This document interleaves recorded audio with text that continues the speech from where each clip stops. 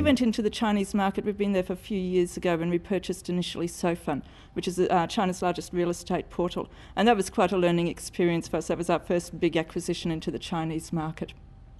It's China's #1 real estate portal, and as you can imagine from the Chinese economy, it's now an economy where people are buying their first homes. It's a nation becoming first homeowners because they're only actually legitimately able to, the laws changed so that people could actually purchase and sell their first homes. Of course, there'd been that happening before, but to a large extent, people are now on selling property in the Chinese market. And so SoFun is a very large real estate portal that facilitates that.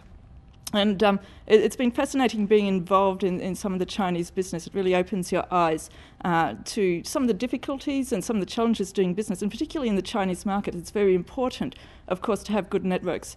And that's where working, it's always important to remember you do have a lot of friends who are going to help you export, and particularly Austrade can really help your businesses get those networks. You might not have networks into China, but Austrade can help you get networks because they've got networks, and they can introduce you to networks in China.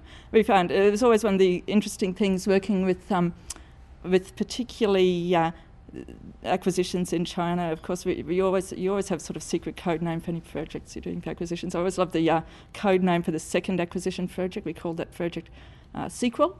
That was a good code name, I thought, for an acquisition project. Guess what we're going to do here? Anyway, and our second acquisition was done all in one go. We bought players 2 and 3 in each of the IT and auto markets online in China. And we bought players 2 and 3 and merged them to become now China's largest auto portal and China's largest IT portal. So we now have the #1 portals in real estate, auto and IT, and you can see that's quite a nice mix across the board.